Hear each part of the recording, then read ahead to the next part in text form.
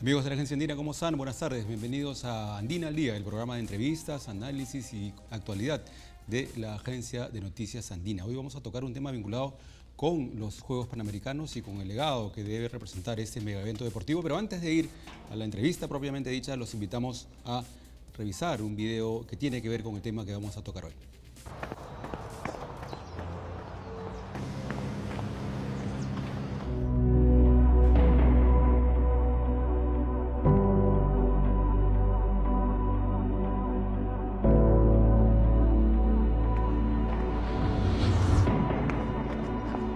Corre por pasión, no por temor. La violencia no es un juego.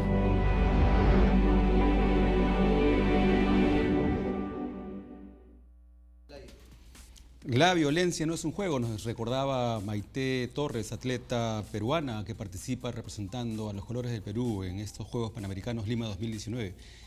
Ha venido hoy a nuestro programa Marilú Wigold. Ella es especialista en comunicaciones de UNICEF. UNICEF está impulsando la campaña Lima, una ciudad que se juega por la no violencia hacia su niñez como parte de una estrategia más grande que se llama Deporte para el Desarrollo. Marilú, buenas tardes, bienvenida a la Agencia Andina. Un placer, César, estar contigo esta tarde. Muchas gracias por la invitación. Desde siglos, desde que el poeta romano Juvenal acuñara esa frase conocida, mente sana en cuerpo sano, sabemos que el deporte es un elemento importante en todo lo que es una mirada de desarrollo integral de las personas. Para UNICEF, ¿cuál puede ser el legado que puede traer los Juegos Panamericanos de Lima 2019? Mira, a mí me gustaría responderte en dos planos. Primero como peruana y después como funcionaria de UNICEF, si tú me lo permites. Como peruana no me queda más que felicitar, felicitar y felicitar, porque creo que hay una oportunidad muy grande para el deporte, con toda la infraestructura y con todo el legado de construcción que se va a quedar, y un desafío muy grande para los municipios locales. Pero desde UNICEF nosotros creemos que el legado social es fundamental, y así como hay un legado en infraestructura, el legado social tiene que ver con algunos inaceptables que se viven en el país y que se viven en la ciudad. No es posible que 8 de cada 10 adolescentes alguna vez haya sido objeto de violencia. No es posible que las niñas, como lo estamos viendo en este instante en el video, corran por temor, cuando en realidad deberían de correr por pasión. 4 de cada 10 muchachas, básicamente, también hay niños, pero básicamente mujeres, dicen haber sido acosadas, haber tenido problemas de violencia sexual en alguna vez en su vida. Entonces, de verdad tenemos que ponernos bien serios cuando se habla de estos temas, en el sentido de que necesitamos una ciudad donde nuestros niños crezcan sanos, crezcan felices, crezcan sin miedo, y eso pasa porque no haya violencia. Marilú, desde la experiencia de UNICEF, ¿cómo se construye un legado social? ¿Cómo se llega a instalar estas ideas clave en el imaginario de la sociedad, toda vez que la atención está puesta en las competencias propiamente, en las medallas seguramente, en lo que queda para la ciudad como infraestructura, como tú lo mencionabas ya? ¿Cómo se construyen estos legados sociales? Es bien interesante tu pregunta. Nosotros desde UNICEF trabajamos en los temas de deporte e introduciendo los temas sociales dentro del deporte desde hace algún buen tiempo. Aquí en el Perú tuvimos la suerte de acompañar a la selección peruana de fútbol en todo su proceso de preselección y de selección y de llegada al Mundial. Hemos participado en los Juegos de Toronto, hemos participado en Brasil, en los Juegos de Río, y la experiencia nos dice que hay que buscar los espacios, ¿no es cierto? Porque efectivamente esta es una ola muy, muy grande y hay que correrla, ¿no? Es como el surf. Tienes que remar, remar, remar, agarras la ola y te lanzas por la ola. Eso es lo que hemos hecho.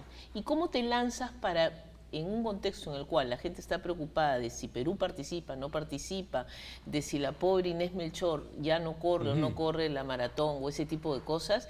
¿Cómo haces tú para colocar un tema que de pronto no está con esa presencia que nosotros quisiéramos en el imaginario público? ¿Y cómo lo hacen? Y lo que hemos hecho ha sido, y estamos muy agradecidos al alcalde de Lima, al doctor Jorge Muñoz, muy agradecidos a la Gerencia de Desarrollo Social y a la Dirección de Protocolo que nos permitieron lanzar la campaña de manera conjunta y la municipalidad hizo suya la campaña.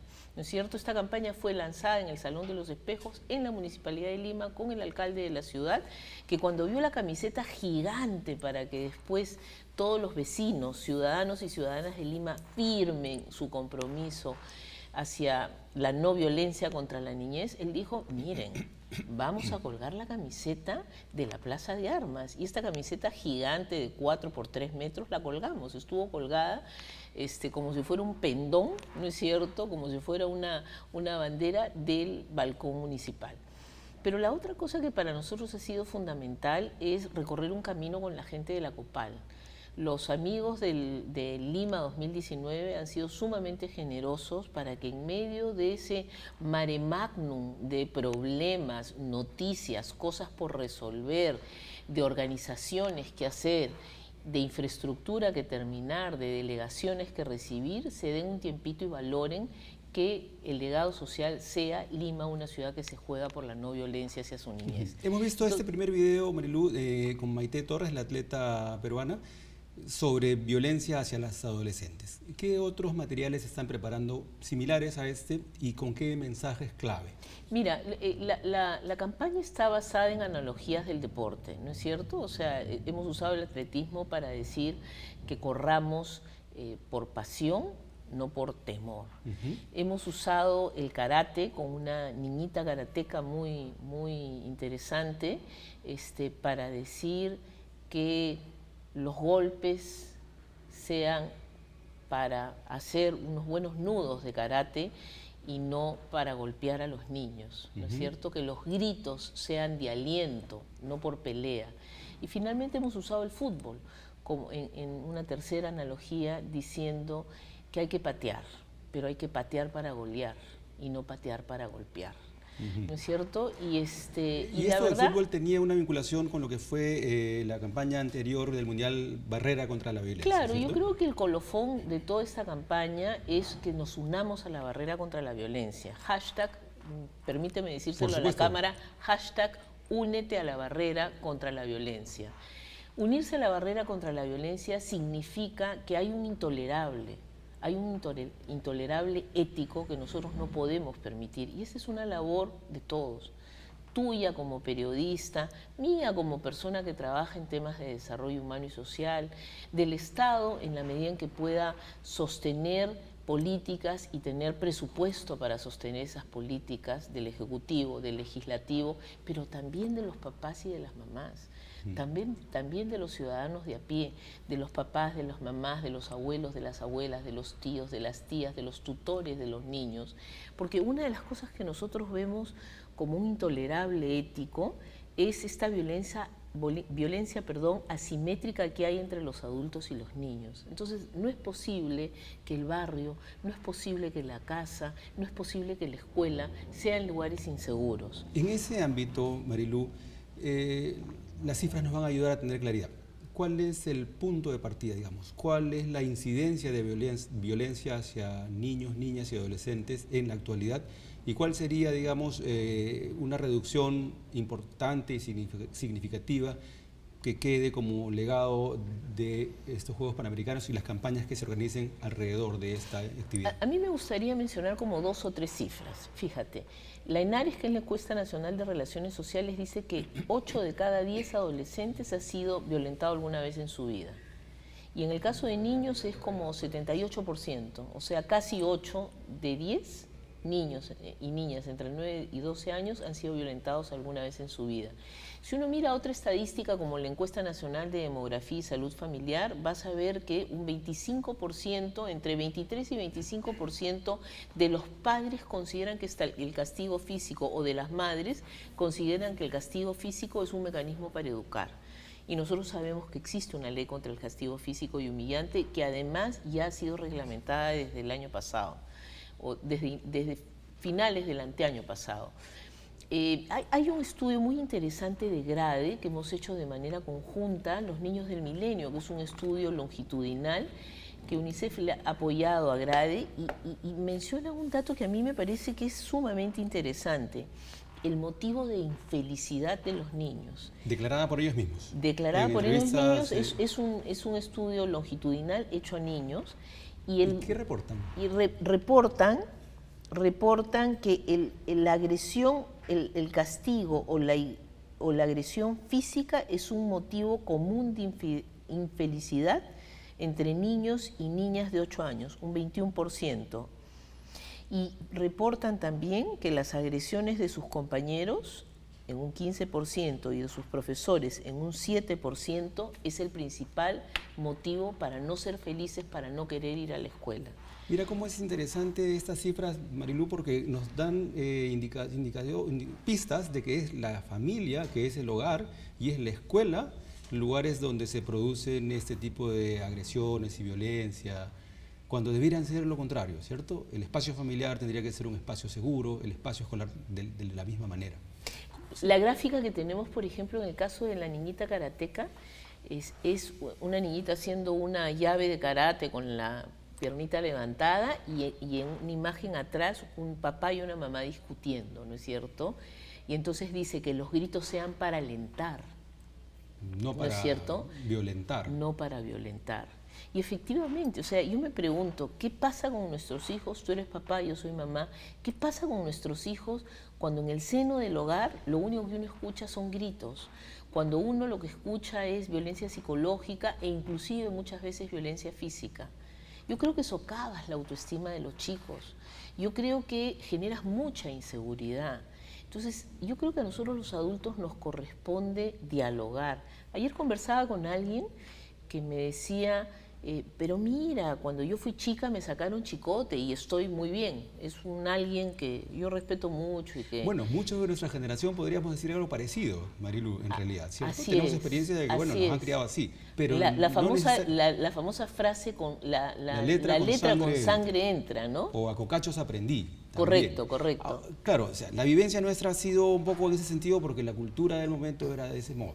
Sin embargo, está demostrado que violencia no tiene un resultado positivo en el mediano plazo. Yo apelo a los adultos que han sido violentados cuando niños a dos cosas. La primera es que cuando tú aprendes ese modelo de conducta, aprendes esa norma social, la violencia queda como normalizada, entonces tú la vas a repetir, ¿no es cierto? Entonces es bien importante que cuando tú repites o tienes la tendencia a repetir ese mal comportamiento, trates de hacer así como una especie de flashback, ¿no?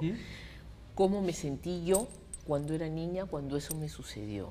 Claro. Yo creo que eso permite que los adultos conectemos muy bien, porque romper una norma social es difícil, pero si nosotros tratamos de conectar con nuestros momentos de felicidad y tratamos de conectar con nuestros momentos de infelicidad, creo que es más fácil que como adulto reaprendamos a que el buen trato, el diálogo, la mirada empática es mucho más proactiva y mucho más productiva y mucho más positiva que el pegar, que el decir cosas feas, ¿no es cierto? Entonces creo que es muy importante que nosotros como adultos enganchemos con nuestra historia pasada, ¿no es cierto?, de cuando fuimos niños y cómo nos sentimos para que podamos cambiar. Y en todas esas historias de resiliencia, imaginamos que los propios deportistas que están participando en los Juegos Panamericanos podrían tener historias que contar también. Mira, el deporte, yo quería, ya que ustedes han entrado en contacto con el alcalde Muñoz, es un camino para salir de estos círculos de violencia y pobreza. ¿Qué se puede hacer a nivel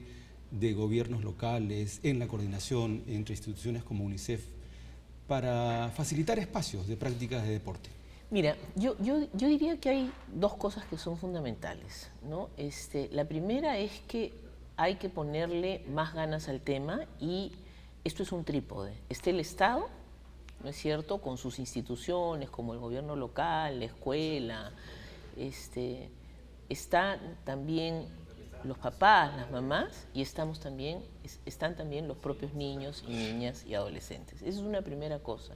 Este es un trípode, es de a tres, pero nos corresponde a los adultos protegerlos. ¿Qué se puede hacer desde el municipio, desde la escuelita o desde la gestión local? se puede promover el deporte. El deporte y correr detrás de una pelota no cuesta mucho. Es muy poco el dinero que se tiene que invertir para hacer deporte. Es muy poco el dinero que lamentablemente en el Perú se invierte para prevenir las violencias. La mayor parte del exiguo presupuesto que existe en el país para el tema de respuesta a las violencias se va en eso, en respuesta hacia las violencias, pero hay muy poco para la prevención. ¿No? Y el deporte es un mecanismo de prevención de las violencias, es un mecanismo de prevención de las violencias porque el deporte que es en equipo exige negociar, exige ceder. Me hace recordar, Marilú, que hay una suerte de comparación cuando se habla de gestión del riesgo de desastres. Y se dice, por cada dólar invertido en prevención, se ahorra $10 luego en reconstrucción. ¿Hay alguna comparación parecida, una analogía para el caso de violencia? Por cada sol que invirtamos en prevenir violencia contra niños, niñas y adolescentes, ¿cuánto nos estamos ahorrando como sociedad y como país en esos efectos a futuro de lo que significa tener generaciones criadas en un esquema de violencia que luego repiten esa misma experiencia con sus hijos? Mira, es bien interesante la pregunta que tú haces, muy inteligente además, y creo que no te la puedo responder más que parcialmente. Ya, una cosa que a mí siempre me ha impresionado es este estudio que hizo Heckman, el Premio Nobel de Economía, que dice que por cada dólar invertido en la primera infancia se están ahorrando $17 en etapas posteriores del ciclo de la vida. Y la verdad es que la violencia se inicia en el seno de la primera infancia. Se inicia en el seno de la primera infancia cuando la mamá o el papá pierden la paciencia, ¿no es cierto?, porque el niño no sabe expresar o porque ellos no entienden lo que el niño está expresando, ¿no es cierto?, o porque el chiquito no quiere comer, o porque llora y no saben por qué está llorando, o porque no se le permite jugar, o porque, no sé, en el caso de algunos niños, por ejemplo, son institucionalizados y carecen del entorno familiar requerido. Esas son formas de violencia también que se dan en la primera infancia. Y Heckman dice que por cada dólar invertido en la primera infancia se están ahorrando para los ciclos posteriores de la vida $17. Completamente rentable. Absolutamente rentable. Pero la otra cosa que creo que es bien importante, exactamente en los temas de violencia, no te puedo decir porque no lo conozco, pero sé que el Ministerio de la Mujer y las Poblaciones Vulnerables está haciendo un estudio muy interesante sobre determinantes de la violencia. Es un estudio que está durando 4 años, nosotros como UNICEF estamos apoyando, es un estudio multipaís que además del Perú se hace en Vietnam, en Zimbabue y me parece que en Italia. Determinantes de la violencia. Determinantes de la violencia. O sea, ¿qué es lo que genera la violencia de padres a hijos, Así es, o sea, ¿qué es lo que hace que se generen entornos violentos, ¿no? Y uno de los determinantes más importantes de la violencia ¿cuál es la familia. O sea, cuando nosotros no generamos diálogo al interior de las familias, cuando no tenemos esa capacidad empática, cuando el niño o la niña aprende que las cosas se resuelven a gritos o que las cosas se resuelven con violencia, esa conducta se va a repetir de manera permanente durante el ciclo de vida de cualquier persona. Es interesante y preocupante. El otro día estuvo acá, Marilú, estuvo la viceministra Aldave. La viceministra Ariela Luna, a propósito de su maravillosa política de desarrollo infantil temprano. Y uno de los temas que conversaba era el del apego seguro. O sea, ¿cuán determinante es el apego seguro en los primeros 6 meses de vida? Claro, ahí por ejemplo, está muy bien el tema de la nutrición, está muy bien el tema de la anemia, pero también el tema del cariño, sí, claro, del afecto, del apego. O sea, el niño sale o la niña sale, ¿no es cierto?, a la vida, ¿no? Y existe el primer apego es cuando una vez que la mujer da a luz al niño o a la niña, lo coloca en su pecho, ¿no? Ese es el primer apego y después sigue con la lactancia materna. Pero el apego tiene que ver con la capacidad que tenemos los seres humanos de estar cerca, de estimularlos, de quererlos. Y eso, el desapego, es una de las formas más fuertes de violencia que sufren los niños. Otro elemento que mencionaban en ese estudio era el del control y manejo de emociones. ¿Cómo era que aprender eso en la primera infancia tenía un impacto, un correlato importantísimo cuando las personas llegan a la edad adulta y saben manifestar sus emociones de una manera correcta y evita además estos brotes pues, de violencia, de agresividad. Bueno, yo no soy una experta en el tema, en ese sentido Ariela pues es una súper experta, ¿no? Pero yo quisiera decir dos cosas que me parece que son importantes. La primera es que en los primeros años de la vida, en los 3 primeros años de la vida, se desarrollan las capacidades que tenemos las personas para comunicarnos, ¿no es cierto?, se desarrollan las capacidades que tenemos las personas para resolver problemas vía la matemática, la aritmética, y se desarrolla la capacidad de las personas para interactuar, lo que ahora se llama la inteligencia emocional. Si en los primeros años de la vida, digamos, los niños, además de estar bien nutridos, no tener desnutrición, no tener anemia, están bien queridos, adecuadamente queridos, la verdad es que hemos ganado un montón. Y la violencia se manifiesta desde los primeros años de la vida. Y las diferencias, por ejemplo, entre el papá y la mamá, y en la percepción que tienen los niños de cuál es el rol de la mamá y cuál es el rol del papá, se manifiestan desde los primeros años de la vida. Se aprenden en ese momento y luego se repiten, ¿no? Estaba viendo el otro día que 6 mujeres por un hombre son quienes se acercan a los niños en edad temprana para jugar, por ejemplo, ¿no? O sea, las mujeres tenemos la tendencia a jugar más, a tener más apego con nuestros niños que los hombres. Ese es un fenómeno cultural. Claro, si hemos en realidad hablado de... Nos hemos ido un poco apartando de nuestro tema principal. Nos hemos salido un poco del que tema. Que era la campaña Lima, una ciudad que se juega por la no violencia hacia su niñez. Mañana es la inauguración ya formal de los Juegos Panamericanos. Mañana es la inauguración formal, César, y yo quisiera decirte algunas cosas. Fíjate, yo creo que cuando las personas ponemos nuestra firma en algo, es una forma de comprometernos. Por eso hemos hecho esta camiseta gigante, cuya primera firma fue la del alcalde de Lima, la segunda la de Carlos Neuhaus, la tercera la de nuestra representante en UNICEF, y así sucesivamente. En esta campaña que la lanzamos la semana pasada, estuvieron los consejos consultivos de niñas, niños y adolescentes, estuvieron todos los chicos de la onda de mi cole, de los 40 colegios de Lima metropolitana. En provincias como Iquitos han acompañado el portado de la antorcha a los chicos de la onda de mi cole, y yo creo que más allá de las imágenes bonitas de los panamericanos, yo creo que el legado social y el imperativo ético de una ciudad como la nuestra es jugarnos para que no haya violencia, es jugarnos para que crezcamos libres, es jugarnos para que crezcamos sanos, es jugarnos para que podamos vivir bien.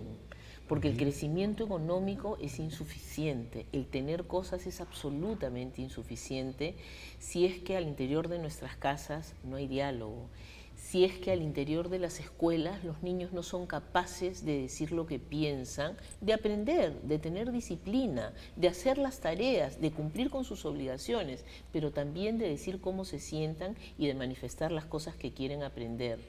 No es posible que los chicos se sientan desguarnecidos en los barrios. No es posible, como la imagen lo está mostrando en este momento, que esa niñita adolescente de 15 años corra por temor y que no corra porque su pasión es el atletismo. Estamos en realidad ante una tarea enorme, una tarea enorme que compromete a todos los sectores. Ya tú decías, el Estado, en este trípode del Estado, las familias, los propios niños, niñas, adolescentes, el sector privado, la sociedad civil, el mundo de la academia.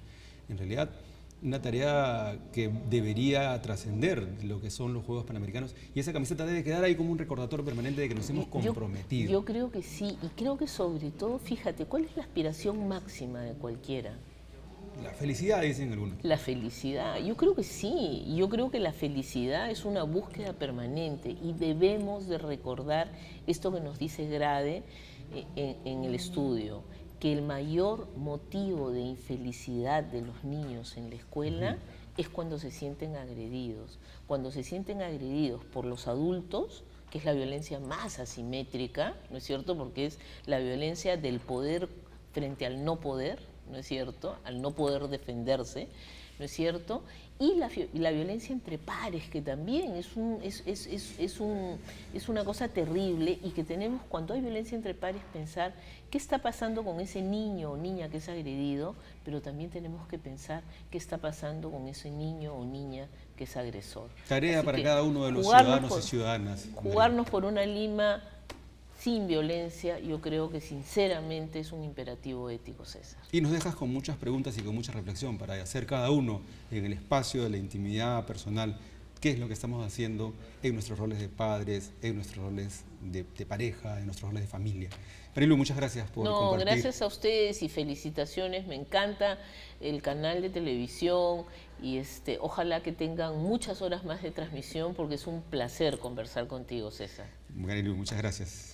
Inmerecido comentario para mí.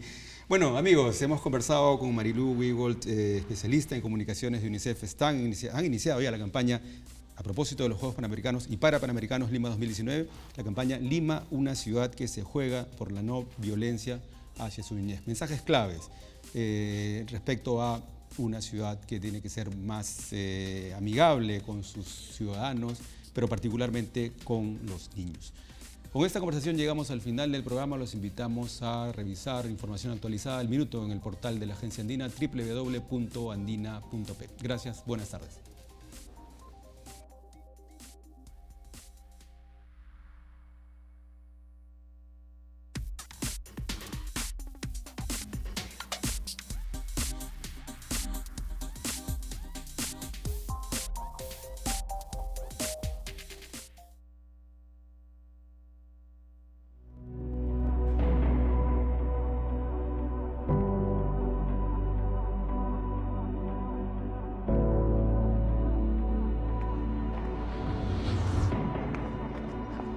Corre por pasión, no por temor. La violencia no es un juego.